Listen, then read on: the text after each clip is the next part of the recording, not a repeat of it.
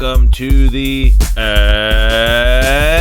new podcast, episode number 119. My name is Steven. I am joined, as always, by producer and co-host extraordinaire, my man. Hello. Kelly. Let's get to it. Good gravy and hot tamales. Did we ever have a fight card on our hands last night? Amazing show going down in front of a full capacity crowd in Texas. What a card that was. We'll break that down at the end of the show. Talk some video games. And you know we're going to talk some review in the reviews. And you get some news as well. But man, oh man, great time was had by all. Had one too many waters maybe, but it's always the question is how many is enough, and it is never enough waters. Had a great time with some friends. Yeah, the light's at the end of the tunnel, man. We're finally seeing it. The light is finally at the end of the tunnel with the vaccine rollout here in Canada. Everyone's getting their shot, especially here in BC. Everyone's getting vaccinated. The numbers are coming down, Kelly. Hopefully all of our restrictions will be lifted by October, September, is when they were saying what would happen, and I think that we are right on course for that. Can't wait. In the words of Kelly, cannot wait. Other than that, didn't really get much beautiful weather we're having. Spring has sprung up here. It's almost summertime weather, and with May long weekend, I don't know if they get. Do you guys down there in the States get a May long weekend? I don't know what the heck if they do get it. Spring break. Spring, yeah. Well, no. If there's an actual day for it, like Arbor Day or something like that. Yeah, maybe. Something like that. I don't know. Hit us up with whatever your holiday is. I can't use the internet to look it up. I'm not going to do that. But long weekend next weekend. I am excited to sleep in and enjoy everything. We got WrestleMania Backlash tonight as well, which is it's kind of a weird one, Kelly. Where they're calling it WrestleMania Backlash, like it's not WrestleMania, it's the event after WrestleMania. Yeah. But it's kind of weird how they're like calling it WrestleMania Backlash. It's like backlash from WrestleMania. I don't know. It seems very very weird to have, and they just constantly are always saying WrestleMania Backlash, and that's what it's called. So it's kind of a weird pay-per-view going down today, and I'll be excited to watch it either way, and we'll see how it goes out.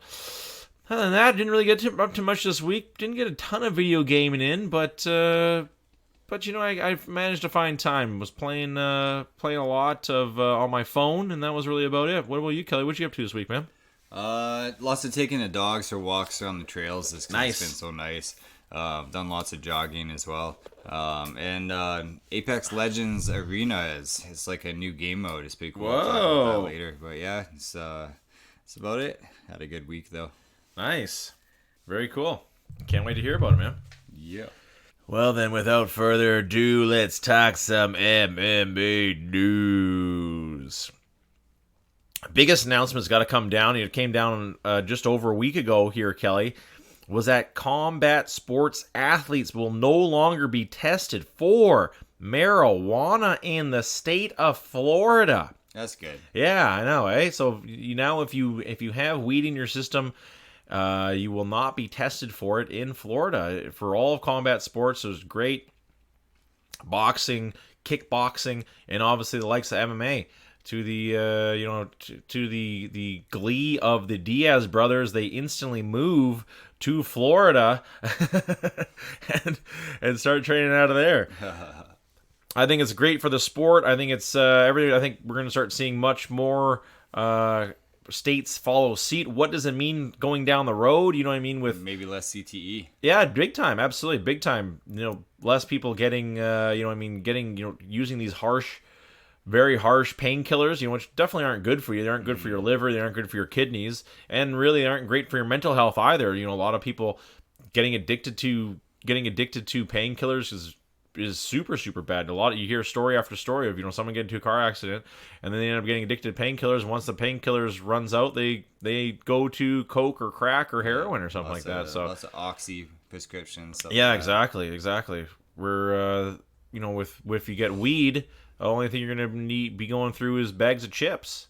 Ice cream, good, nothing beats smoking a joint and having an ice cream sandwich. Sex in your mouth.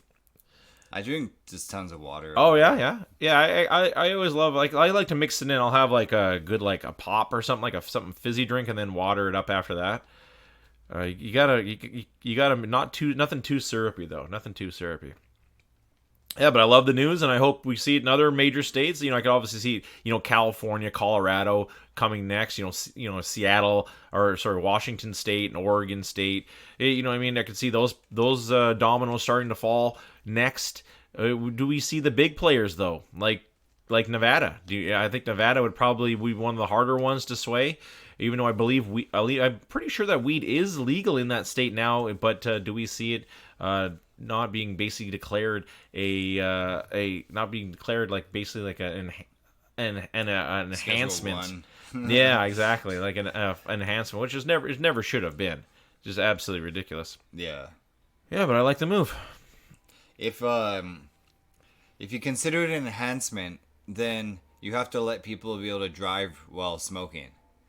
Because if it's enhancing like your athletic ability, your reflexes, your timing, and stuff like that, then it has to be enhancing your driving ability as well. So, yeah, man, they had to make it. They had to not make it an enhancement. It doesn't make any sense. Yeah, exactly. It doesn't exactly. Caffeine's more of an enhancement. Oh, big time. But you can drink a beer before you go into the ring. You just slam that bitch. Stick tons of vodka. I'm not gonna feel anything. In between rounds, you gotta take a piss. You just piss in the ice bucket. It's like, as soon as you come out, he's wobbly. He's wobbled. I don't even know what he hit him with. He intimidated him so bad, he's wobbling. Oh, man. Could happen. Moving right along here. I love this matchup. We got a big matchup announced for UFC Fight Night 188, where Big Ben Rothwell will be inviting the newcomer into the ring in Chris Beast Boy Barnett, also formerly known as Huggy Bear. I like this guy. Follow him for a long time. He's kind of had an up and down career, but he's really put it together here recently, Kelly. And let's break him down here a little bit. Chris Barnett fighting, I believe he does fight out of Florida, out of Tampa, Florida. He's a short heavyweight, only 5'9", but he is he is a wide ass dude. Shorter than DC. Yeah, I know. Wow. He's fought a lot of places. Notably, Road FC is where he came out of. He fought in the Inoki Genome fighting league for a little while as well, and he's got a fight on Ryzen where he lost a split decision. On the IGF, he had some good fights too. He lost actually to Ole Thompson. Actually, had lost to Eric Prindle as well, former Bellator champion. And then he kind of had a skid. On Road FC, the Korean organization, losing 2, and then coming back over to America, losing to Alex Nicholson, who was also had a short stint in the UFC, recently being cut as well. He got KO'd by him, but he's on a 6-fight win streak right now. In Road FC and Square Ring Promotions, and ADW was his most recent fight, where he had a 1-minute knockout over a dude just in September. I'm almost thinking like at the state MMA is in, you need to be almost undefeated to be champion. Like, like Israel and Khabib and John Jones and like GSP, like they got beat, like some of them, not really John Jones. I mean, that was a DQ type of deal. Yep. But like they're almost perfect records, like all of them. The people who have like imperfect records, they don't usually make it. Like I know Charles Oliveira obviously just got the championship belt, and he doesn't have a perfect record. Yeah. But I'm just saying, like, most of the champions do. Absolutely. Well, I think Charles Oliveira is a perfect example, Kelly. You make a great point with that. Just because that one loss, those 2 losses, that'll set you way back. Mm-hmm. You know what I mean? Especially one loss. Basically, now you've got to fight 2 times at least, if not 3 or 4 times. Yeah. In order just to get back into that title chance again. Yeah. And in Oliveira's case, it took 8 wins for him to get up to the title, and quite a long time. So 2 fights could be a year. Yeah. So 2 fights easily could be a year. 4 fights could be 2 years. So now you've set your career back 2 years when you really only have a an MMA lifespan of 10. There's two of your years. Boom, lose again. Well, back to the drawing board. Another 2 years. Now we're talking 5 years that you could be set back. All with a loss. Absolutely, you make a great point. You really need nothing but wins, and just in order to get that chance to knock on the door for the title belt in the first place. Like even at middleweight, when you had Rich Franklin beating everybody, and then Anderson Silva beating everybody, and now you got Israel beating everybody. You know what I mean? Like, there's no losses there. You get sat back so far. Absolutely. So far. And then there's all the, then coming back up, you're going to have to fight the same dudes you fought again. The top 5 dudes who were killers as well. Yeah. And those definitely dudes you don't want to fight. But I'm interested to see how Chris Barnett, how he does. He's a funny character. I follow him on social media. He's a funny dude. And it's going to be interesting to see how he turns out. They gave him a super hard test in Ben Rothwell. Ben Rothwell's huge. And it's kind of funny, actually. It kind of is, isn't it? He's 5'9". Ben Rothwell is 6'4". It's like you want to be in the UFC, I guess. Let's go. Yeah, exactly. Basically throwing him to the wolves. Not an easy fight. Not at all. They could have given him a lot easier, but here we go. I hope the best for him, and tune in when this fight goes down. When is this one going down? May 22nd. So it's just that's actually just coming up. That's next weekend. Yeah, that's next weekend. Interesting. The Apex Arena. I was hoping we were going to see crowd shows from going on, from here on out, but it looks like we're still going to have some. Looks like we're still going to have some events in the Apex Center. So let's see when America finally opens up. Let's just take a quick little look here, Kelly, and we'll just see. Do they have any more events? Do they have at the Apex Arena? They go okay, so it'll be the next one, and then the June card. It looks like it, and then there's also another June card. Oh, it looks like we'll be staying at the Apex Arena for quite some time here, for the foreseeable future at least, basically for the summer. And then we'll see what happens after that. Maybe they decide to change up and add venues. Like it's not like they can't. This is their own arena that they own, so it's not like they're going to hurt themselves by saying, "Hey, we're going somewhere else." But what a debut to make! Moving right along, summer just got bolstered with a huge middleweight bout in Darren Till taking on Derek Brunson, August 14th.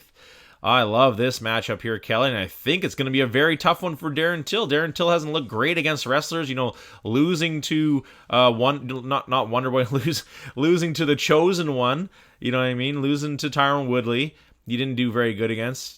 So let's see how well he does against one hell of a wrestler at 185 in Derek Brunson. I can't wait to see this one go down. I think whoever wins this one could be the guy knocking on the door next. And I think we're gonna see, in my opinion, Kelly, I'm going Derek Brunson in this one. I just think Darren Till's got a great stand-up game, but Derek Brunson just he's just a different fighter. You really have to bring a totally different game plan when you fight this dude, because he's gonna smother the shit out of you. He's gonna make you frustrated, and then when you don't want it, he's gonna take you down and hold you down for quite some time.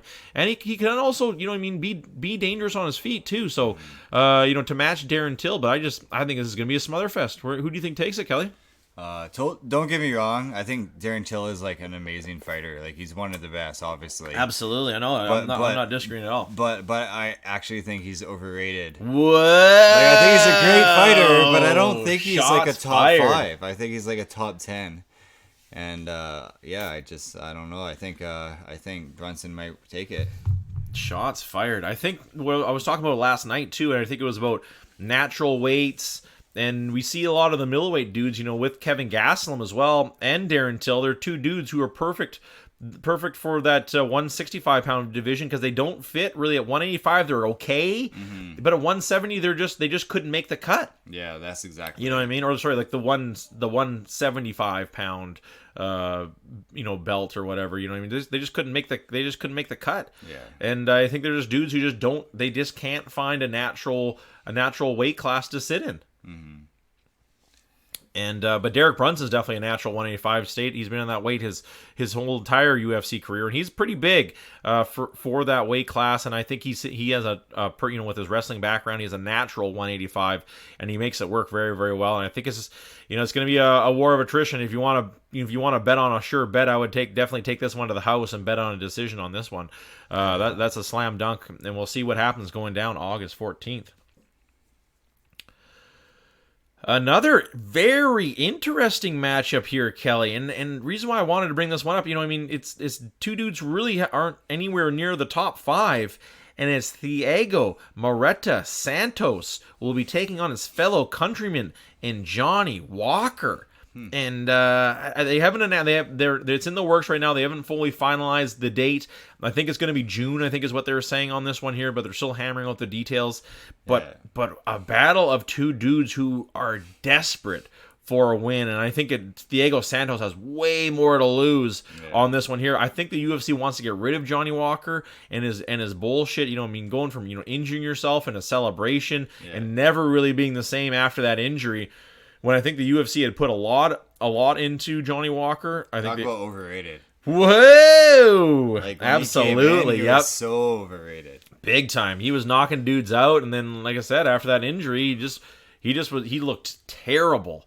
Like his jaw is not very good, and losing, getting that huge knockout to Corey Anderson really shook up his brain. That's for damn sure, and really shook up, his rise, if there even was a rise to stardom, because he had kind of looked bad before that one. He kind of eked out a real bad decision where he got rocked and just never really got his legs underneath him and kind of gassed too. So not only is he getting rocked, his gas tank is showing it's absolutely terrible. It's almost like he lost his killer instinct a little bit too, and he's going to be put to the test. Thiago Santos coming off that his loss to John Jones, he's never been the same too. He's on a 3-fight losing streak as well.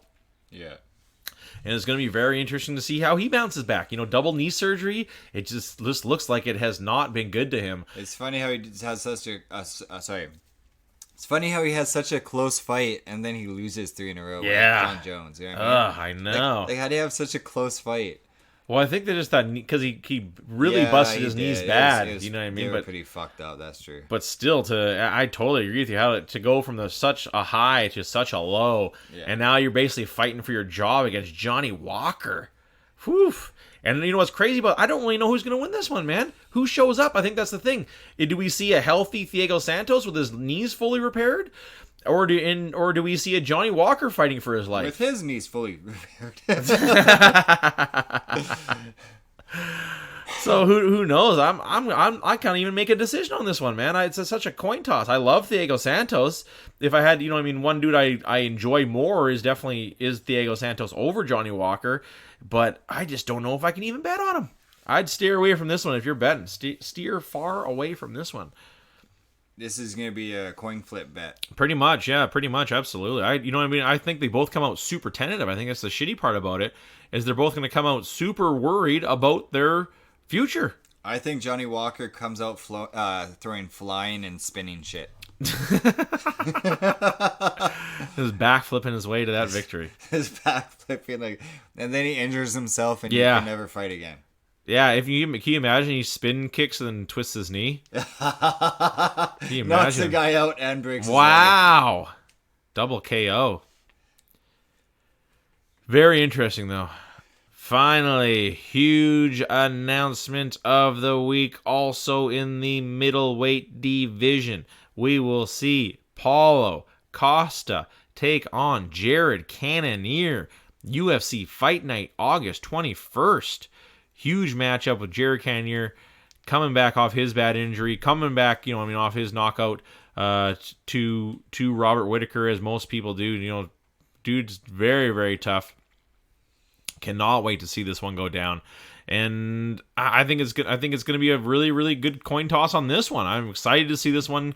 I hope we see a Paulo Costa who's a little bit more humble. I think is definitely what I want to see. And I think we see a rebuilt Jared Cannonier gonna use his he's had that huge rise in I think 2019 or early 2020, only to get derailed and then to this is definitely the UFC still has high praise for him by giving him Paulo Costa, and I think this is their way of saying whoever loses is out of the top 5. Basically, you lose, you win, you're in the title contendership talk. You lose, and you're going to be a gatekeeper fighting Derek Brunson.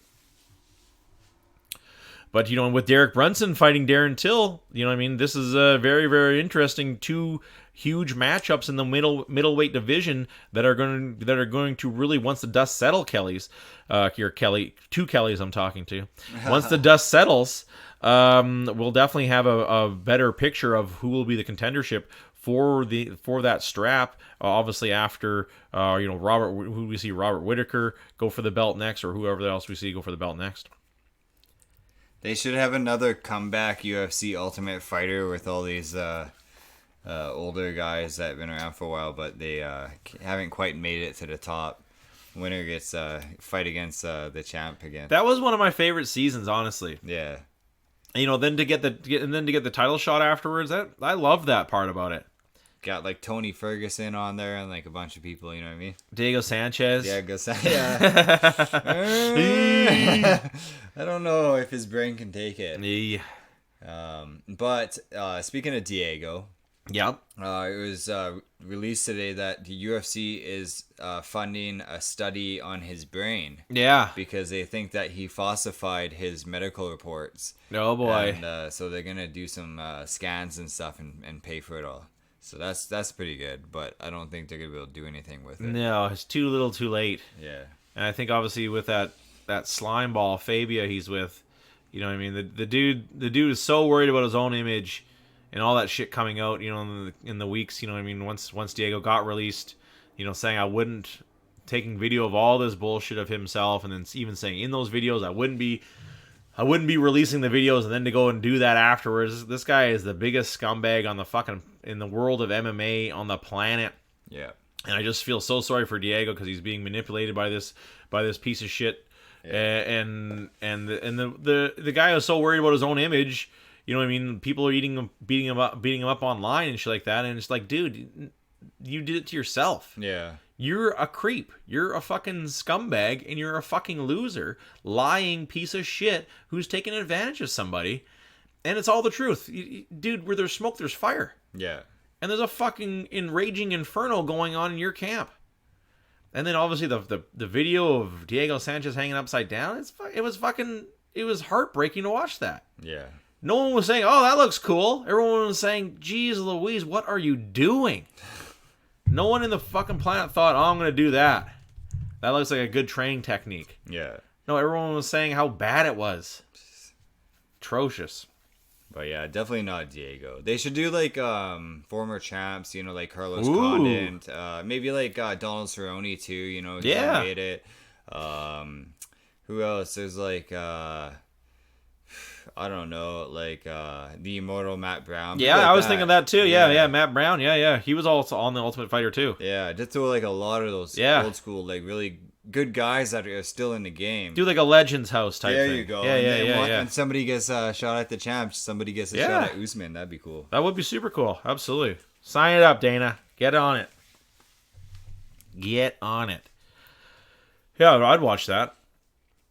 I really enjoyed that last one. It was kind of an interesting note from the last one. I think his name was Mikey Barnett or something like that. Mm-hmm. And he was a dude who only had half a tongue. He got his tongue, he bit it off in a fight. Oh, jeez, man. Yeah. He got super drunk on the show and ran into a wall with a football helmet on and messed up his back. Ended up suing the UFC for it. What an asshole. I know. It's like, dude, you got drunk. What an asshole. I know. I hope they had insurance for assholes. Yeah, I know. They fixed it, but obviously has long-term effects. Yeah, but he did it. I know, exactly. He did everything. I know, exactly. You got drunk, and then ran into a concrete wall with a football helmet on. Nobody told you to do that. That's gonna hurt. You remember that one season where that guy kept getting colonics and kept asking for colonics? That was weird, man, I don't remember that one.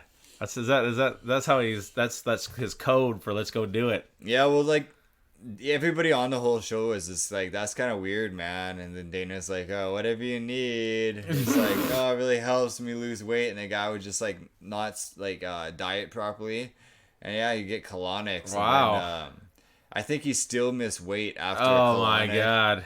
Yeah. You can't do that shit all the time. It'll mess your guts up if you do it all the time. Like, but they even like went there with him and like filmed him. Like, oh my god. Not nothing rude or anything, but him getting the colonic is like, ugh. Jeez Louise. Yeah. Yeah, everybody on the whole show is just like, what the fuck, man? That's how you lose weight? Shove a tube up your ass? Oh boy. Moving right along. Yeah, good bit of news this week. A lot of good announcements. That's why I really liked all these really good matchups, especially in the middleweight division. It's gonna really shape up the whole division. Really, I mean, it's kind of 185's kind of been stagnant a little bit, and I think this is gonna really breathe some new lifeblood into it. But how about what about working out, man? We're working out. What you get up to this week, Kelly? Not really much working out. More just like running. That's working out. Yeah, it's doing lots of cardio. Like, nice. I do sometimes lift like really lightweight. Oh, okay. Just to kind of like not atrophy. Because if you don't do anything, like you start to lose muscle. Absolutely. Stuff like that. So I'm lifting like lightweight because my arm's still fucked, but still going to physio for that. Going a few times a week now. Oh yeah. Yeah, they're doing like this ultrasound thing to it. Apparently, it helps it heal faster. Crazy. And then, like, these electrodes, which are supposed to like make it so it's like that Dr. Ho thing. Yeah. Oh yeah, cool. Like I don't know exactly what that. Yeah. But like it like messes like it looks like an electric shock type thing. Yeah. Cool. Yeah. And then so then I get massage on it, and then I have to do some like exercises and stuff like that. But just trying to get it going faster because it's taking a while. So yeah. But yeah, it's funny because it's all my like grip muscle basically. Oh, shitty. So like if I'm like pulling something towards me, it's like that's what I'm having trouble doing. Yeah. Pushing away, I'm fine. Like I can still bench and everything like that like I used to. Absolutely fine, no pain at all. But it's just like, it's just pulling anything towards me I can't do. So it really sucks because my right arm too is my dominant arm. So right. It like, really sucks in that situation. But yeah, so there's lots of running and physio and stuff like that. I've been running about every other day. Nice. Yeah, I can run for about 25 minutes really fast, but I started getting like shin splints because I've been running for like a long time. So like when you start running, sometimes what happens is you'll get like shin splints, which is just like either like a strain of your muscle in your shin, or sometimes it can be like microfractures in the actual bone. Really? Just from like impact. Right. If it's microfractures in the bone, it takes a little bit longer to heal. It usually aches for a lot longer. It doesn't really go away. Mine goes away, so I'm thinking it's just like the muscle in my shin, just from like landing basically on like the downhills on my runs. I think it's just from landing hard on the on my heel. So right now I'm just trying to build up, I guess, my ability to run for longer. But I don't run out of breath or anything when I'm running. It's just more my legs. Oh, really? Huh? Yeah. So like I can run like 25 minutes without losing my breath or anything. But it's my legs just get super like tired and sore. So I'm more used to like lifting than running right now. So. Are you doing like trail running or are you doing like concrete running? No, it's all trails. Nice. Yeah, I don't like concrete running. Nice. I don't like people staring at me either. I don't like people. Yeah. We can all agree to that one. So yeah, I like running trails and nice. Sometimes you see like there's trails right near us, but sometimes you see deer and like other animals and stuff like that when you're running too, so it's pretty cool. The only thing you have to worry about is when it's like spring like it is now. If you see like a baby deer, you don't want to run towards it. You want to kind of like let it go where it's gonna go, Because the mother deers are usually like super protective. Gonna come out of nowhere and get you, yeah. Yeah, they will literally come in, like they'll attack dogs this time of year when they usually run away. So, yeah, you gotta let the baby deer do its thing, just like any other baby animal. So, yeah, no, it's fun. It's fun just in the trails. Coyotes are attacking people at Stanley Park in Vancouver. Yeah, in like dusk and dawn. Yeah, I that must be a food thing. Like, kind of crazy, eh? Yeah, like there's no reason they usually do it because they kind of look at humans as another predator. Well, I wonder if they got rabies or something. Huh? That could be. Yeah. Ugh. I don't know. Weird. They can't ever find them too. I've seen like coyotes before. I'm not sure if you've seen them before. Like, I've seen lots of coyotes. They're not that big. No, they're not that big. They're like a medium-sized dog. Yeah, like if a coyote came at me, like it'd be concerning, but I wouldn't fear for my life. Yeah. But I'm sure I would get like pretty injured. You know what I mean? But I wouldn't fear for my life. It's like it's kind of weird that it would come at people. Yeah, it must be rabies or something. Yeah, that's weird. Super weird, eh? Huh. I wonder what they're gonna do about it. Yeah, well, they can't find them. Stanley Park isn't huge. Like, it is a pretty decent-sized park. Yeah. But they can't find them. You know what sucks? Okay, if there's a pack of coyotes, yep, and they're causing an issue, if you kill one of them and you can't find the others, when they howl, they do like this roll call, right? And if they don't get one back, what they'll do is they'll start breeding. And they start breeding like crazy. Like they'll produce more and more pups. Weird. Just to like try to like just add on to the pack because now coyotes are going missing. So you have to get the whole pack, either like tranquilize them and move them, or euthanize them. Depending, if they're attacking people, you can't really have them running around. But yeah, you can't just shoot one of them because they'll just start breeding like crazy. Interesting. Very interesting. Did not know that. Learning about animal facts here on the ANU podcast. Yeah. There you go. Nice. I used to travel around Aldergrove a lot, and once in a while at night you could hear them do the little roll call. Yeah. But what's really creepy is when they actually get a kill, and they'll all start like cackling like crazy. Howling. Yeah. It's super weird and super creepy noise. Yeah. Foxes have like a weird howl too. Yeah. And they go after like people's like cats and big time too. So yeah, super creepy noise, and they look creepy. Yeah, it's like a little beady-eyed dog. Yeah, like a beady-eyed wolf. Yeah, bastards. Super creepy. Whoopsie daisy. It's like the poor man's wolf. The wolf from Wish. You order a wolf from Wish, you get a coyote. Oh, shit. Alrighty here. Let's get to it here. Back by popular demand. Reviewing the reviews. This one here, I don't know if we've ever done this before. Like a taxi service.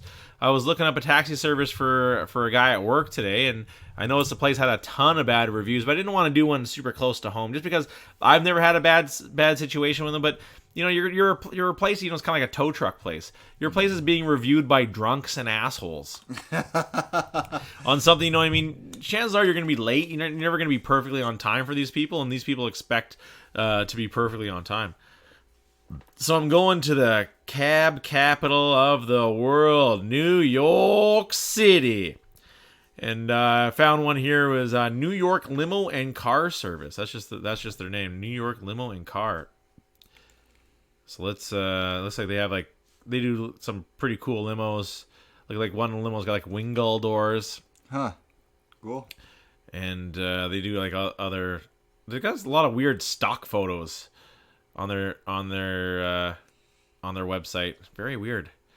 It's always weird when people post pictures that have nothing to do with the business, and Google doesn't take them down. I know. And the business doesn't take them down. It's kind of like weird. It's super weird. But I like the fact that there is photos. Like sometimes when you're thinking about going to like do an activity at one of these establishments, it's nice to be able to like see what it actually looks like, whether be a movie theater or mini golf. Absolutely. Yeah, I totally agree. Kind of familiarize yourself with it. Yeah. This one here is 2.8 stars out of 100 reviews. I really thought these places would be more reviewed for New York City. Some of the tags are price, dispatcher, and call. And we got some pretty recent ones here. And this one here is just kind of funny. There's a 5-star. Let's get started with a positive review. PL, 5 stars a week ago here, Kelly. They're on time, and they automatically send you the driver/car/arrival time via text. And then there's like 6 dots afterwards. Okay. I don't understand. I think I've talked about this before on the show. It's like I don't understand why people do the ... Yeah, no clue about it. I don't know who raised these people. When did they realize that this is a proper way to use text message or emails? Like when someone sends me ... in an email, I think I'm like, are you upset or something? Are you being sarcastic? Yeah, usually when you're like writing a novel, it means like you're taking a pause and then you're gonna say something again, something like that. But like when you're just gonna end it with that, yeah, I know, that's what I'm saying. It's like, where's the rest? That's what I'm saying.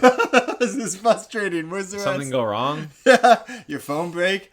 You know, some like websites, the ... is also like to open up the expansion to see the rest. Yeah, you're right. So it's like, okay, well, am I supposed to push it? Like, what's the fuck's going on?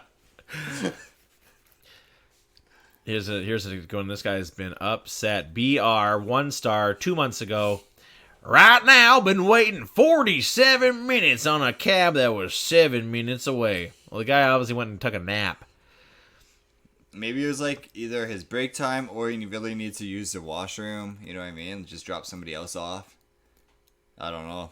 Yeah, maybe the guy's taking a dump. You want him to shit? You want shit him himself to shit yourself while you're driving? Then you're going to complain about that too. Can't win. I know. Give the guy a break.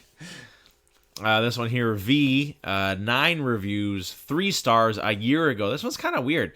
I have no idea what is wrong with the dude working at this time who answers the phone. I use this car service during the day, and a lady who picks up does a wonderful job and never have an issue. But this dude right now telling me this is not a car service place, wrong number. I think you must have got the wrong number. I'm literally like just like so blown away at the stupidity that I have no words. I'm just like, what the fuck? He obviously dialed the wrong number. Yeah. And he's like, you fucking asshole, this is the right place. He's like, no, buddy, look, I'm not a car service. And then obviously it is a wrong number because it's the lady to answer the phone. Yeah. Like some guy to answer the phone. And then, but not now you're going to give them a bad review. Yeah. Because you made a wrong call. You think they don't want your money? Like they're just sitting around and it's like, let's just tell everybody to go fuck themselves. No, I don't want to get paid. No, wrong numbers. Yeah. You got the wrong place. I know, like, what a strategy. What kind of business plan is that? When people call, tell them they got the wrong number. Excellent. They told me I had the wrong number. It's not a car service. Man, that is rich. Good stuff. Oh, how do you function in that? I know. Oh, that is good stuff. And then to go to the extent of writing a bad review. Beautiful. And with 3 stars. You gave him 3 stars, but you were upset with them. Here we go. We got a newbie review here, Kelly. And this one's good. It's written all in caps. All caps review. R1 review, 1 star a year ago, and new podcast. Newbie review. I'm not going to yell it because that is what it would be, is all yelling. That's good. I called today and the dispatcher was very nice. I ordered a cab to take me to work. I waited more than 7 minutes. I called back just to see if the cab was still coming, and the dispatcher couldn't tell me anything. But I guess he canceled. And if you want another cab, I would have to wait another 10 minutes. My thing is, if you weren't going to pick up for your fare, then why answer? Holy moly. My thing is, if you weren't gone pick up your fare, then why answer? You could have let someone else take the fare. Okay. If he's very upset. But, you know what I mean? I got to blame this dude here. You're going to work. Did you call, like your cab 10 minutes before you were supposed to be at work? Or something like that? Like, it didn't seem like, if you're calling after 7 minutes. Yeah. So you called for the cab, and then you call back 7 minutes later saying, where's my cab? They're obviously like, this person's a psycho. Yeah, I don't know what happened there. Yeah. Very weird. Very weird. 7 minutes is nothing, though. No, that's what I'm saying. Like, how much time did you have? How much traffic in your city? It's New York City. It's like, can't get here in 7 minutes. Somebody actually saying they were thought it was going to be a bad place to go to, and it actually turns out it was actually good. The name, I'm just going to read, their name is Vomit Nugget. Nice. And even the picture looks like somebody puking. Oh, very weird. Very I'm sure he's a joy to hang out with, Mr. Vomit Nugget. Table for Vomit Nugget. Vomit Nugget for 4. Paging Dr. Vomit Nugget. Read Dr. Vomit Nugget to floor 5. Code Brown, Dr. Vomit Nugget. Here's a good one here, Kelly. QM 5 reviews, 1 star, 2 years ago. Horrible service. 3 horribles. Bullshit. I called to drop my daughter off to daycare and back home. Total trip was $15. I called to pick her up afternoon hours, and the dispatcher tells me $30 round trip.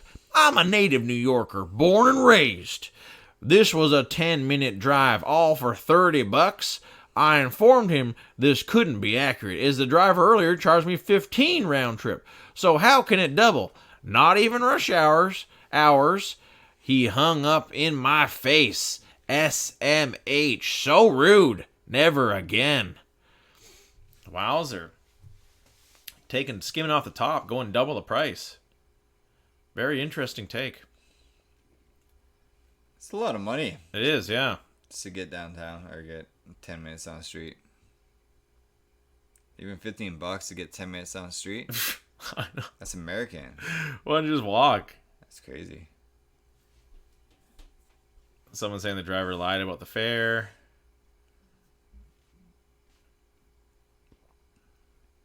Said it was going to be $5. It was $384. Slightly off. Let's round it off with this guy. I think we got room for 2 more here. LM 27 reviews, 1 photo, 1 star, 2 years ago. I think it's almost pre-pandemic. I called to order a cab, and the man who picked up was not nice. He was nasty. He asked what street I was on, and I told him the Ave and street, and he could not understand what I was telling him. I spelled it out for him, and he asked me, "You cannot pronounce that." So I just called an Uber. So much better and good service. Sorry, cabbies. Ubers are going to be taken over soon.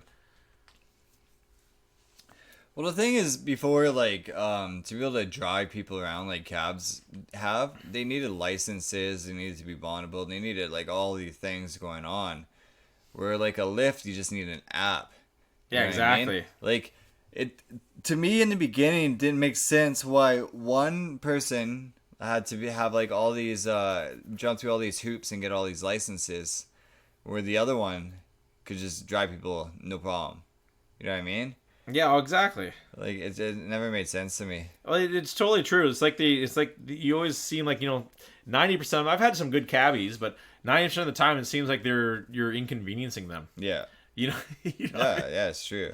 And I remember when there was that problem downtown where when I lived in Vancouver, yeah, and if you weren't going to the airport or somewhere far, they would just say, "No, sorry, not going to take you." Like, you can't and then now they started that whole thing where they can't actually refuse service to someone who needs a ride somewhere. Like, just because my trip was under $20 doesn't mean you can't say, like, "No, I don't want to take you."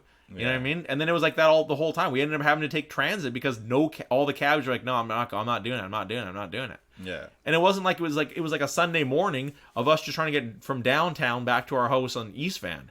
And so, like I said, it was like a $20 ride, if that at all. And they were like, no, not long enough.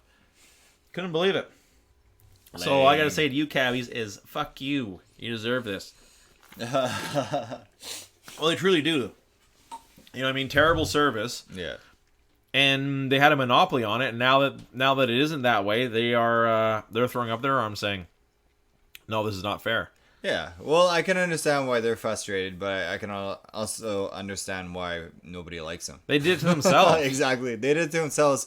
But like I said before, like the fact that they all had to like pay for their business licenses and all this stuff, where Lyft and Uber, when it came around, they could just just start up business, no licensing, nothing needed. Yeah. I thought that was kind of BS. Yeah, it is. I agree with that, yeah. Yeah. It's kind of like making a restaurant all like licensed and everything and have to get like food checks and like food safe and all that stuff, and then the one across the street can just pop up and do whatever it wants. Yeah.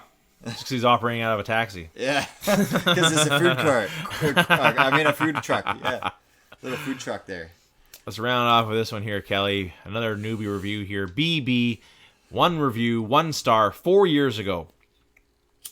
Worst taxi service ever. I only gave 1 star because I had to write a review. They deserve no stars. I just took this taxi service yesterday. The driver was rude. The guy was picking up the phone. The whole night kept hanging up on me. The price they give you on the phone isn't the same one as when you get into the car. They were late and the second car never came.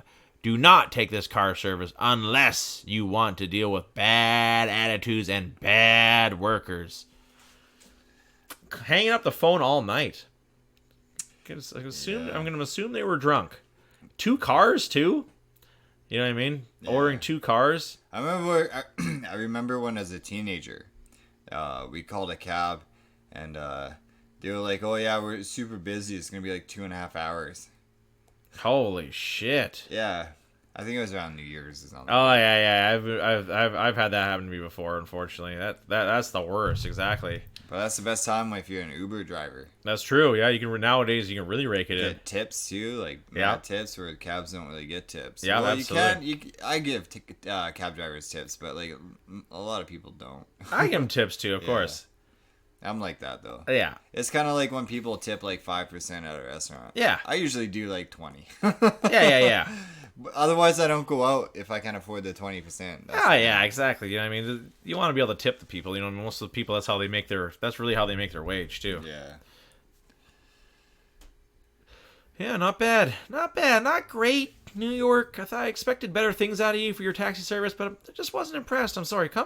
You guys are gonna have to go back to the drawing board with your hate towards these taxis. Kind of all the same thing. I thought there was gonna be like, he didn't even offer me a bagel. It's shit like that. You know what I mean? Where's my bag at? He didn't say, "Hey, I'm driving here." Yeah, exactly. Terrible. Get out of my way! I'm driving here. Hey, Busta Fazuli. Didn't offer me some pasta. Yeah, I know. No pizza. No pizza or anything.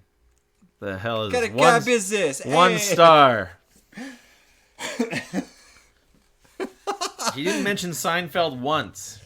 Oh man, just offended everybody in New York. I have a cousin in New York. Oh yeah, that's cool. You know what sucks? She moved there like right before COVID. Oh and man, that's like the worst place to have stayed out COVID. It was. And she used to live in Australia. Oh man, the place is like the best. They have like they're fully opened again. Yeah, exactly, man. Could you imagine that? What I'd be like, this is the worst decision I've ever made. And then also like all the property value fell so fast in New York. Really? People are moving out like crazy because they couldn't afford it. Like there was all these apartments going vacant because nobody had a job, nobody could pay rent. Yeah, everyone was being kicked out. So yeah, man, like property value sunk. I think it's going back up. Yeah, now. I'm sure it will be. Yeah. America's doing a good job down there of the vaccine rollout, and everyone's, you know what I mean? Yeah, it's probably actually back to where it was now. Almost, yeah, it pretty much is almost. You know, now I think it's June, beginning of June is where you know, I mean, if you're fully vaccinated, you don't need to wear a mask indoor or outdoor anymore. It's pretty good. It's good to be in New York again. Yeah, it is. Yeah. I have a fascination about New York. I would love to visit it. You know what I mean? I think obviously living in it wouldn't be that fun, but I think visiting it, I think it'd be really, really cool. I definitely have a fascination about it. Well, then let's take a little break here. We will be right back after these brief messages. Do you like working out? Are you tired of just picking up rocks to lift weights? Well, have we got an invention for you? Dumbbells! They're round, perfectly weighted, and they fit on the end of your dumbbell bar thingy. You know, we know our gym equipment by our great use of our terminologies. Dumbbells, a smart way to lift. Get your dumbbells today at dumbbell.com. We put the smart in dumbbell. Are you tired of lifting your weights off the ground? Is your back getting all scratched up from the pavement? We have the invention for you. Benches. You can lift weight on them.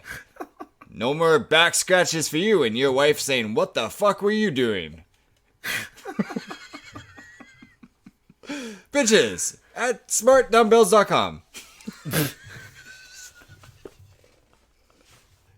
Here at the ever-evolving smartdumbbells.com, we want to remind you that the best gym you can use is the great outdoors. Running, jumping, getting a little freaky in the woods with somebody behind a tree, if you know what I mean. That still counts as a workout in my books. The great outdoors. Great for working out. We have a bad business plan at smartdumbbells.com.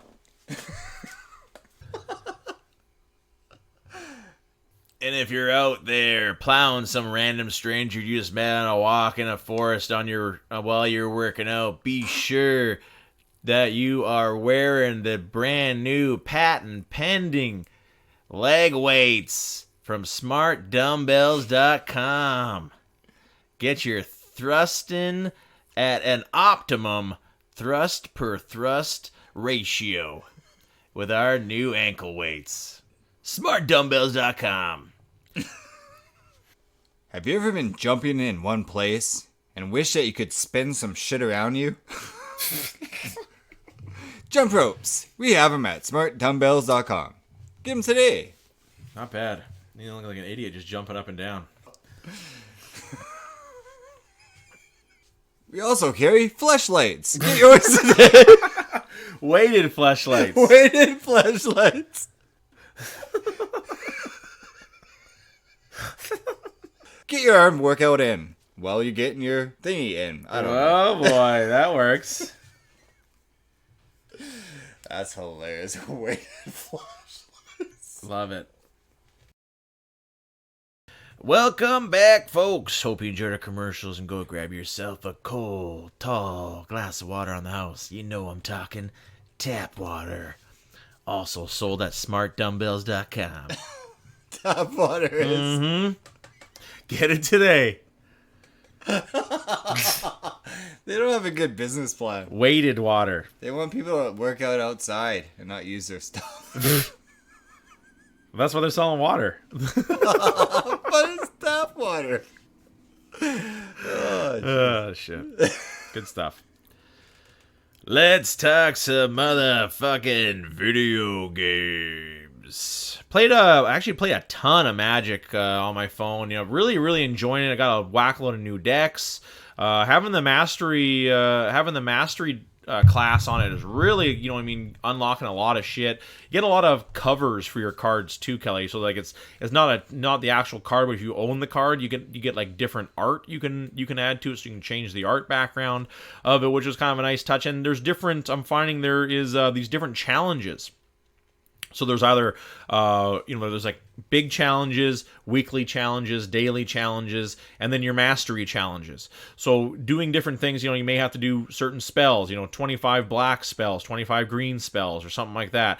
In order to get these things, you get experience from, you get cards, you get packs from. So I thought it was a really, really nice touch to kind of give you something to constantly drive you towards your next goal and towards different things. I'm really using a lot of cool different decks and really switching it up, but what had happened is, so I'm going through all the rankings now on the standard ranking tree. I'm actually made up to platinum now, so I'm past, went through bronze, went through all the 4 in bronze, all the 4 in silver, all the 4 in gold to get the platinum now, and now it is really kicking my ass. Now I'm coming up against the real fucking hardcore players, and these guys are just throwing these crazy ass decks that are just fucking murdering me in no time at all.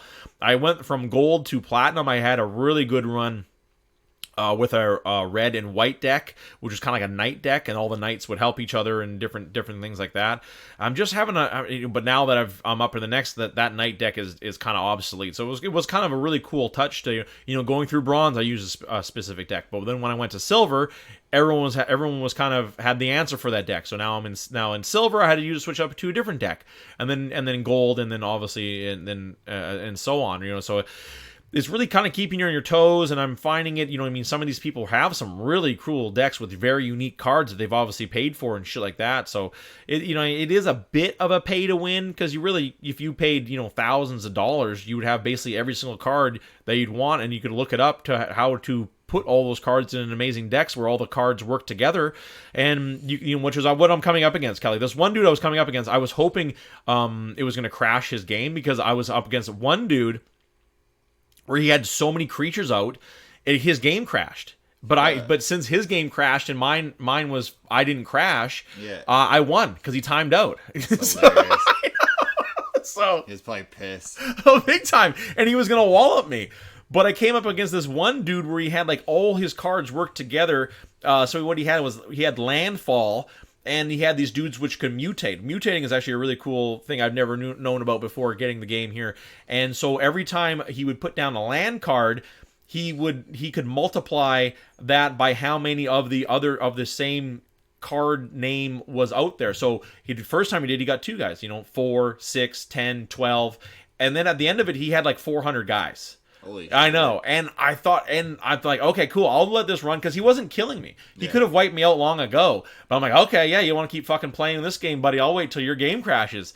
He fucking eventually taxed me with everything. My game crashed. Oh, no. I was gonna lose anyways, oh, no. but my game crashed. So I was like, damn it. But I'm really, really, really enjoying it. I had my ups, and I had, sometimes that's what I like about this game. Sometimes, you just get shit cards and you're the nail, and other times you get amazing cards and you have an answer for everything he's putting out there, and you're the hammer. So it's really, it's very random that way, where it's no matter how good your deck is, if you don't get the proper cards or the proper land, it's you're gonna be fucked no matter what. So I kind of like that aspect of it, that really anything can happen, and I'm just eager for the next deck and eager to keep playing it. Honestly, I've played a ton, and I'm just still really, really enjoying it.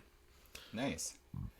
Division 2, didn't get to play a ton of it, but like I said, I did get some good time on the weekend playing it. The one really cool thing I noticed playing last time, Kelly, was the weather. The weather changes are really, really cool. Like sometimes you're going through like a fucking storm, like a crazy ass storm in it, and where you can barely see, and the wind's just howling, but what the cool thing about when you're in that storm is also the enemies really can't see you as well. So if you can kind of see them on your radar, because they kind of get illuminated on your HUD in front of you, and you can kind of go for easy headshots then. And the night and the day cycles and stuff like that. I really, really think it's very, very cool just how the lighting changes and everything kind of changes with the weather and then obviously with night and day. So I thought that was really, really cool. Aspect to it. Just the graphics of it are just absolutely amazing. I'm finding there's a lot of missions. There is definitely tons and tons of missions in this fucking game. You could really spend a lot of time doing every single side mission, and I'm finding you really need to actually do a good amount of the side missions if you want to progress with the game properly. Because I'm finding I'm level 10 now, and I'm finding like the next place I have to go to is just level 10. So even if I I would like to be one level up, a bit higher than what the recommendation would be then before I go there, just because I'm finding it, I'm still getting swarmed. If you don't have the game plan going into a battle, sometimes you just fucking get swarmed. That's the one thing, I understand where they're coming from, but just to keep the game challenging, which it definitely is when guys just come out of random doors. You could be battling a group of 2 different groups of dudes, and all of a sudden some guys come out of a door door right behind you and just fucking waste you because you know what I mean, because now you're battling, you can't get cover and you're battling two fronts, and next thing you know you're dead. Which, you know, I like that. I like the challenge and like the realism of it. But man, oh man, sometimes it can be damn hard when you're doing like most battles really, you know, whether it be a side mission or like a main mission, is basically 30-on-1 usually in those battles. And I'm starting to come up against the cool different dudes, like the super armored up guys that drop shit. You know, the dudes with the massive ass riot shields that are really tough. But to combat that, I was using the shield. And I enjoyed it. I thought the shield was pretty cool. Like I said, I had the shield where I could use a machine gun with, or my shotgun with, which was nice. So I'd set up my turret, and then I would go around. You know what I mean? The guys who were undercover, I'd go in behind them and just murder them with my shotgun and my shield. You know what I mean? If they wanted to stand up, but I switched over. I thought, you know what? I'm gonna give the drone a shot. And man, oh man, it is insane. Throwing down the turret, throwing down the drone, and then with me picking him off, Kelly, this drone just goes around just mercilessly going after the computer. It is one hell of a combo, man. And I found like just having the drone kind of cover my back, have the turret cover my back, and then have the drone just goes around hunting everything. The drone just goes around hunting everything like crazy. And it doesn't have like a super long life, but it's definitely long enough to go through an entire battle. So I'm really, that combo is just nuts. And then especially with my guy right now, I'm starting to craft things now too. I'm crafting cool items and doing a lot of missions for the theater. I'm basically just about done with all the missions for the theater. And all the upgrades. I only have one more mission to do for them, and I'm on to like now like kind of like the third spot. They kind of do have a, like, you know what I mean, I know they want people to pay for extra game shit on this one. Like now there's a what the heck is the name of it? It's a special mission that you can do, a classified mission. It's a classified mission you can do, but you need to pay for them. You need to pay for the season pass in order to get these classified missions. So I was like, all right. That last time too. Yeah, exactly. But you know, I may actually buy the expansion down the road. I think because it was on sale on Stadia not too long ago too. So I'll just wait for it to come on sale again. I may buy the expansion. I think it's like the Warlords of New York is the expansion, which is kind of interesting. And I think I'd you know what I mean, playing the game, I really love it a lot. I'm liking the guns. I'm liking everything. I'm really getting into, like I said, having that drone has really changed everything. So now that I'm really getting the upper hand on people, really, I was trying to do missions. I was dying left, right, and center. I just had a real bad streak of just running in too far, too deep, and then just the enemies just closing around me and me having no cover at all, and just having the turret. If I don't get my turret down, I'm kind of fucked. And if I don't get my turret down in a good spot, you know what I mean, you could be kind of angling your turret just to get it on top of a car hood or something like that, and you're getting lit up, and then you throw it down. Next thing you know, there's guys all around you, and your turret's can't really pick a perfect guy, you know, because it's just gonna go random, and then next thing you know, I'm dead. But I finally got that one where I had to stop the public execution. At least that was good, because when I did the mission the first time, I died on it, and the mission just never came back up. And I'm like, okay, this is weird. So then eventually the game reset and the mission came back up. I actually, honestly, you know what I mean, because it is cross-platform too. I don't know if I mentioned that before. It's cross-platform with PC. So yeah, so Stadia and PC players can play together, which is very, very interesting. And I see, honestly, it's still a lot of people playing it. When I'm online, there's a lot of different people setting up matchmaking games, and you know, some dudes are like crazy ass levels. So a lot of people have spent like a lot of time, a lot of hours in this game, and I'm really enjoying it. Like I said, it is time consuming. And you could really, you know, one mission can take an hour or a half hour, you know what I mean? But it's actually very fun, and it always keeps you on your toes, and there's always different shit going on. I really enjoy it. What about you, man? What'd you get up to, Kelly? So they introduced arenas to Apex Legends. Nice. It's a new season. They didn't do a new map, but that's okay. The arenas is pretty cool because it's like a bunch of like new maps basically. But they're very small. Oh, okay.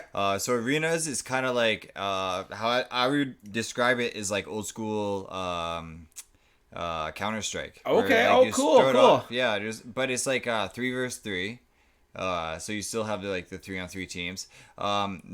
Somebody posted a picture of a team of 5, so I don't know if they're gonna do teams of 5 in the future. Okay. But right now it's just 3-on-3.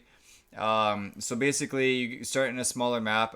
You get a load screen in the beginning You can pick a weapon. Everything costs a different amount of points. Okay, cool. You can kind of just build your loadout, whatever you like. I usually start out with the Hemlock because I find it's the best weapon for like just starting out. It has a lot of damage, good range. Yeah. So it's things like that. You want to kind of keep away from the enemy team, anyways, unless you're using like shotguns. So I use the Hemlock. Usually just go secondary weapon is a Mozambique just because it's free.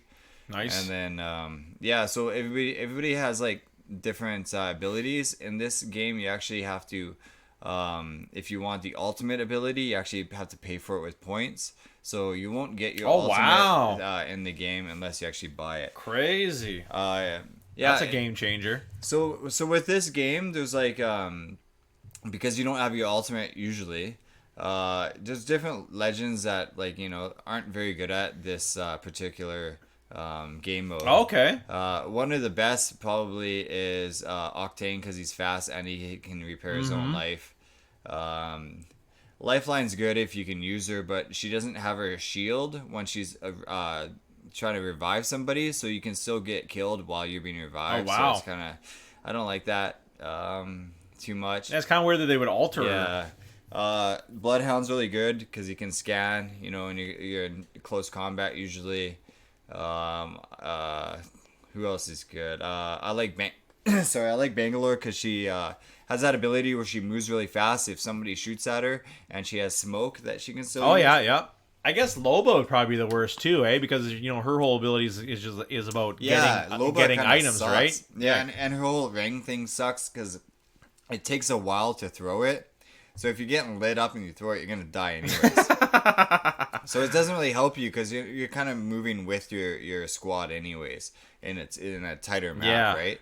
So some of the legends are completely useless. Interesting, in this map. What kind of a miss sight on that one, I guess, I don't know if it was because it was like you're kind of introducing a new game mode like completely and altogether. Anyways, like Watson, I find kind of useless because she only repairs her shield when she's out of combat. But it usually doesn't happen on these tight things, right? Yeah. And then what she has is her fence. When are you going to use a fence? Yeah. Like it's all out in the open and stuff like that. So there's some that are completely useless, but that's fine. Because the game mode itself is super fun. So you can get more points by getting like these harvesters in the map. There's usually 2 harvesters. Or 4 harvesters. And you can collect the materials that way. And you also collect materials by killing the other team. So the more materials you get, the better weapons you can get. A lot like Counter-Strike, like you're saying, yeah. And then every round you get an upgrade to your shield automatically. So first you'll start out as white shield, then blue, then purple, and then red at the end. It's a super. I find it like more fun than Battle Royale. Because like you start the games quicker, you die, you're like back in the game quicker because you're just waiting for your whole team, right? I had like a lot of clutch wins where it's just like just like one person versus one person at the very end, which is like super fun. But it feels like a whole new game. Like that's cool. Yeah, so it's kind of refreshed it for me. So I've been playing like a lot of Arena. Oh, that's like, cool. I think I played like 3 games of Battle Royale since the new season. Everything else has just been the Arena because it's just super fun. Plus you get to know the weapons a lot better faster, right? Because you get to choose your own loadout, so you can just like choose whatever you think is going to be good. It turns out to suck. You find out what the best person on your team's using, switch to that. Maybe it's a little bit better. It's a great way to actually like learn the weapons and everything really fast, learn the game a lot faster. And they put you in with teams that aren't that good usually. Sometimes I got like a couple of like level 500 teams and stuff like that, but I find mostly like low levels are playing it, so it helps with my KD a little bit that way. And then they added Valkyrie, which is she's a new legend. Oh yeah, cool, yeah. Yeah, so she has this ability to fly. That's her ultimate, so you'll never see it like actually in the game itself, like the arena. Unless she buys it, but like you can have 2 people attached to her too, so like your whole team can like blast off and go to a different part of the map. It's a pretty cool ultimate. During actual fighting, you're never really going to use it. She does have another ability where she can pretty much scan every single player as you're falling from the ship, so you know exactly who's around you, where they are, everything. Wow. So that's like a huge ability. And I believe that's her passive, so it's like, it's a crazy ability. Crazy. And then she has like these missile launchers that is her tactical, which is better than Fuse's, which his whole thing is blowing stuff up. But her rockets are better than Fuse's. Wow. But it still doesn't do a lot of damage. It's not gonna kill somebody. It's more of like an irritant that I find when I get hit by I gotcha. But they've kind of made everybody's like tacticals more irritating than anything else. Like Caustic's, his gas traps won't kill you anymore. Right. There was this guy on Reddit, and he's like, I'm gonna make a sandwich and eat it before I die from Caustic's thing. Wow. And he totally did it. And he was like, what the fuck, man? You just sit in that trap and you won't die. That's hilarious. Where I used to like get kills and knockdowns. Yeah, all the time. All the time. That does suck that they get that. You know, we talked about it before how shitty it was when they nerfed that. Yeah. So yeah, I think like Bangalore, Lifeline, Octane. Yep. Pathfinder. Who else works really well? Gibby doesn't work that well. His shield is kind of a giveaway where you are too. Big time, yeah. Plus he's a huge target.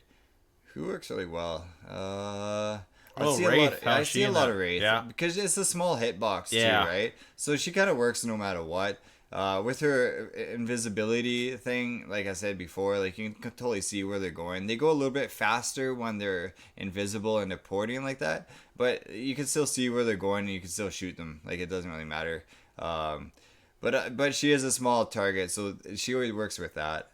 So she's a decent legend.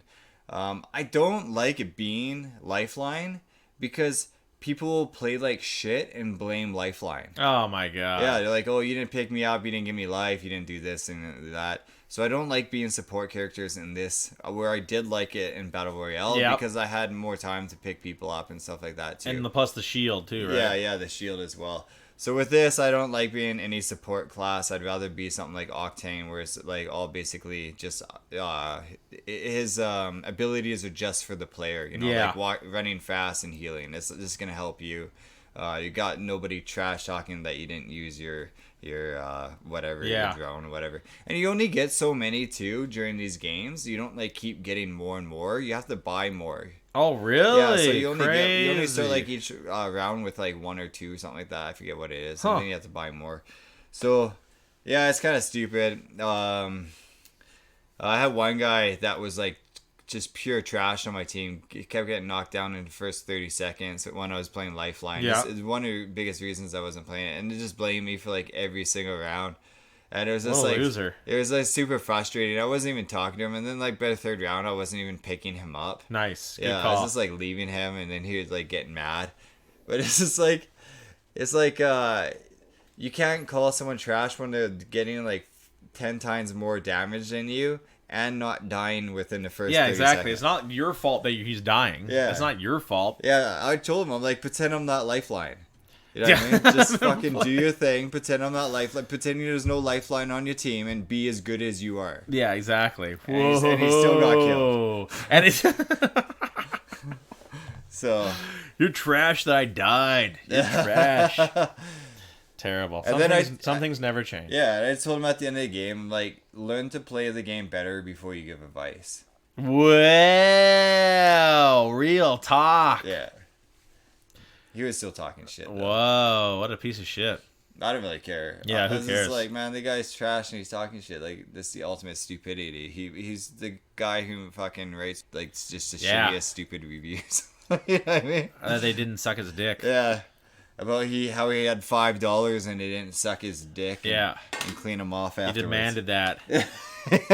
Or he went to Hot Topic and like was like standing beside the girl and she didn't acknowledge him. Yeah. And it's That's like, that guy. Yeah, he's totally that guy. And again, he's gonna give him a bad review. 'Cause, like, I had to buy something in order for her to talk to me. It's like, dude, they're not there for you. Hilarious. So yeah, it's just mostly I've just been playing Arena. Nice. Super fun. Yeah, that's cool. It's good to switch it up too, right? Now you like I said, you're getting a new look at the game and a new way to look at it. It seems like super interesting. Like you said, like a Counter-Strike style with a team style, and you buy your stuff. It's totally different, and it's gonna reinvent the game a little bit. Yeah. Do you think they're gonna have it to stay, or do you think it's just gonna be just for a month or two? I think it's here to stay. Oh, nice. Yeah, I think it's so popular that I think it's here to stay. Nice. I don't know if they're like trying to copy Counter-Strike, but they did, and man, it works. So the yeah, formula exactly. works. I love Counter-Strike. I downloaded it a long time ago for Xbox. Like I got it on Xbox 360, Counter-Strike Go, and then they haven't done a new one. I think there's a newer one on PC, but I downloaded it on the Xbox One. Just re-got on Xbox One. Man, I am terrible at it. There's these people that just never stop playing. They've been playing the game for fucking. I am too. They've been playing the game for 20 years. The whole thing about Counter-Strike or Counter-Strike Go as well is like the whole what do you call it? Just a minute. Are you talking like the looking down the sights type thing? Well, no, like the whole programming. Like, you know how there's an Unreal? It's the engine. Yeah. The whole engine is different. So like the whole dynamics of like crouching, like running, everything, looking down the sights, everything is different on Very that game. different. So it's like so old school as well. It is. So like if you play it for a long time, yeah, you can totally get used to it. But if you play any new games like Call of Duty or anything like that, you're not going to be able to play those old games very well. Because they've all all the new shooters have gone to the Call of Duty style. Yeah. Which makes sense. It was a mega popular game for a very long time and still is. Yeah. Well, once Unreal came out with like Unreal Tournament, the original one, and then gave the engine to like everybody else. Like they changed games like altogether. Like, big time, big time. And then, but see, it's like Counter-Strike was made before that, so they never like ported over, and they never will. You know what I mean? So it's pretty cool. I don't know, but it's not for me. yeah. I enjoy it for nostalgia, but like I said, if I played, I would just absolutely. I'm going like 0-10. Yeah, I used to play it all the time, and I was decent me too. Yeah, me too. When I used to play all the time, it wasn't bad at all. But you have to like relearn the whole thing, like everything. Absolutely. Interesting stuff, my man. Interesting stuff. Yeah. Let's talk some MMA.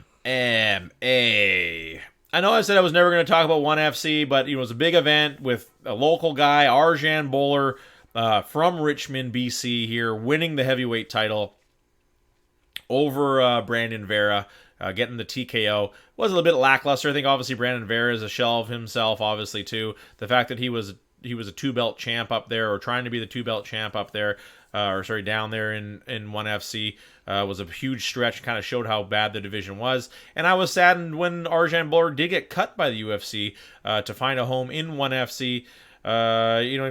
Hopefully he can find his way back to the UFC, because I think the dude's actually a really good fighter, a really good wrestler. And, this is a huge feather in his cap to win and to bring a title to our area here. Is really cool. Good for him. But let's get to some real MMA, and let's talk UFC 262. Chandler versus Oliveira. What a card, man. We had one hell. I did amazing on my picks, too. Absolutely amazing on my picks.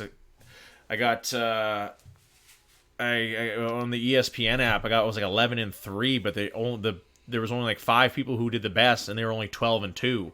So I actually got 47th was my rank. Damn. Out of like 2,000 people. Good job. Yeah, I know. It was pretty good. A lot of them were fluke, but I picked a lot of ones I thought was going to be one. I thought was going to be an easy win, and that one was KJB Andrea Lee.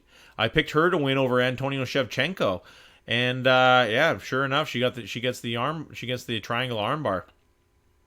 Even though she was a huge underdog. That would have been a great one to bet on, because she was a mega underdog. And Andrea KJB Lee is tough as nails. We see the Brado choke with Christos Chiagos choking out Sean Soriano. Tucker Lutz getting the decision over Kevin Aguilar. Priscilla Cochera getting the TKO victory over Gina Mazzani. Gina Mazzani, I don't know. I thought she had she's kind of had an up and down career. Not a very good career. Fighting out of Alaska. She's got a win over Rachel Ostovich. And Rachel Ostovich is fighting Paige Van Zandt in Barnett. Oh, wow. Is that official? Yeah. Nice. Setting that up. Nice. Well done. I can't wait to see that. That's super cool. Yeah. It's going to be a good one. Yeah. She's got also a loss to Sarah McCann. Not a very, Lena Landsberg, she's got a loss to Macy Chazon. She got knocked out by. Yeah. So not a very good 7-5 is what her number, and she just got another loss to Priscilla Cochera. Not a good record. And then we have Jordan Wright Jordan Wright. This guy is going to be tough for somebody. He's going to be getting some top 20 competition coming up here soon. He gets a really nice TKO there with the starting off with the elbow. That was one of the ones I picked wrong. Lando Venata getting the split decision, a gutsy split decision over Mike Grundy. It was a tough battle for both those dudes. And in the undercard main event, we see Andre Munoz break Jacare Ronaldo Souza's arm in a nasty break. It was almost like, it was kind of like a straight arm bar, Kelly, but almost like he was like hooking his elbow almost. So there was nowhere for his arm to go but break. That was a nasty, very innovative, very nasty arm bar, to take his back. Souza kind of working some good stand up, but Munoz before the fight said, to a laughing crowd, I am the better grappler in here, and he showed it right there. Yeah. Jumping on his back, really, threatening him with the choke there, and then to switch it over when he gets shaken off, to switch it over with that nasty straight arm bar, not only to finish the fight, but to actually break his arm. Absolutely insane. Huge win for him. I don't even know who this dude is. He's on a pretty good win streak here. He came from, he's also Brazilian. Came from Dana White Contender Series. He has 2 wins in the Contender Series, and he's actually on a 3-fight win streak in the UFC right now. He beating Antonio Arroyo, Barsov Fabinski, and now Jacare. There's another dude at 185 people are going to have to watch out for. He's pretty, he's only young too, 31, and he's 6'2", so he's a big 185er. Coming out of Brazil. We see easily the fight of the night, and definitely one of the, could be contender for fight of the year with Edson Barbosa versus Shane Burgos. What a clinic that one was, Kelly? What a fight was that? That was amazing. With Barbosa just throwing all types of kicks as he normally does. Kick after kick after kick. Absolutely an absolute amazing striking. But Burgos wasn't going out. He was really landing some good shots too. And in the middle of the second round, we kind of saw Edson Barbosa get a little bit tired, and Burgos kind of turned it up.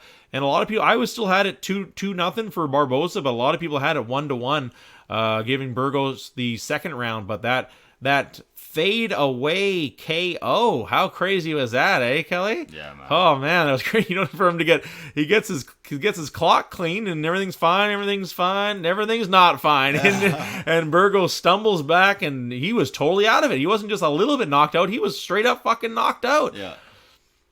Very interesting. Never seen that fade away KO. It was very interesting.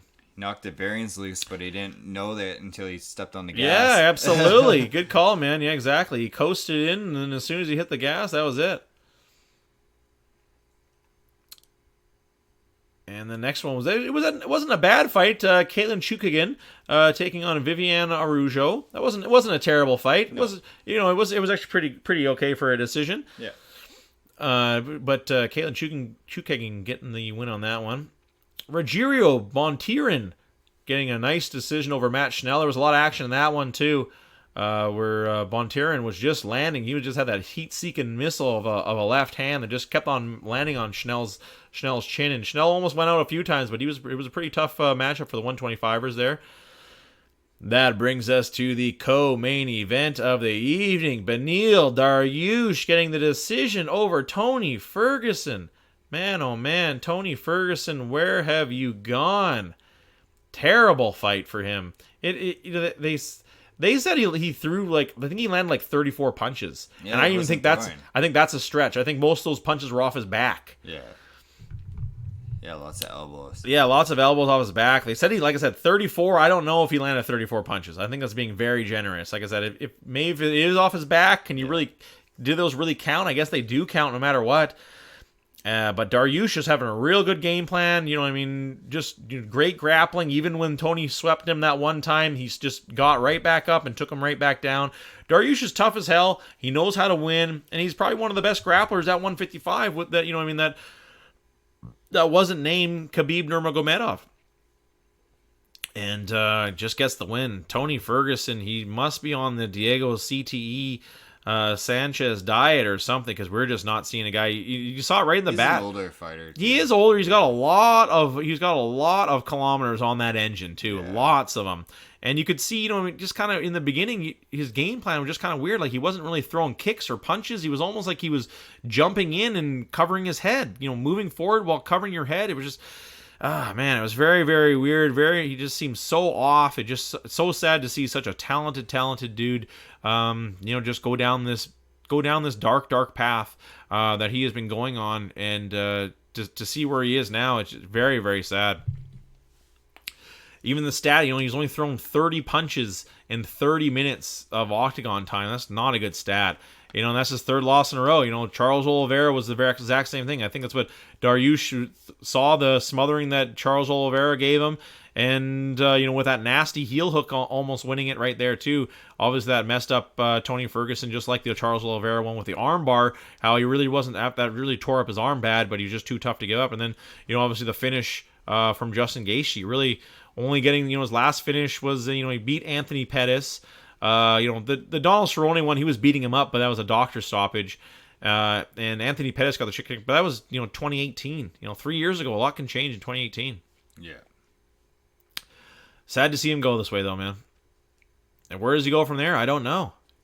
I think UFC is going to keep him around, but even Dana White not really saying what his future brings. I think he needs to fight Donald Cerrone as a retirement fight. Yeah, not a bad idea at all. Double retirement fight. Yeah. Winner takes nothing, loser takes nothing. And that brings us to the main event of the evening. Charles do Bronx Oliveira beating Michael Chandler in the second round, 19 seconds into the second round. What a fight. Comeback win of the year, especially for the title. Michael Chandler coming in, he was getting eating a lot of those front kicks, but Chandler knew he needed to close the distance. Came in, tagged Oliveira, he just kind of got him with that glancing blow to get him to drop. Oliveira, goes for that nice takedown, but gives Oliveira his back, but Chandler very, very spry on the ground, wiry dude, and he spins around to get to get back up, and then to tag Oliveira, as he's tags him, gets him to duck down, and then he really walloped him there. And I thought the fight was over. I honestly thought the fight was over. I thought it was going to cover my eyes in dismay, because obviously I bet on Charles Oliveira, and I thought, no, of all the people, I hate Michael Chandler so much, and for him to beat my guy and lose the bet, I was so sad. When I opened my eyes, I was surprised that he was still alive. Referee hadn't called it off. It was a good non-stoppage there. That would have been far too early of a stoppage. Charles Oliveira lives to the bell, and then just walks down Michael Chandler, getting his legs back underneath him, and he came in guns a-blazing, tags him again, and then drops Chandler, and then the referee had no choice but to step in and stop that one. That was a clear knockout, and jumping the cage to go into the crowd. What a victory for the UFC. And it was absolutely amazing. That's what you want to see. We were all jumping up and down, hooting and hollering when he had won. What a comeback. And man, oh man, what a victory this was. And to be the new lightweight champion of the world.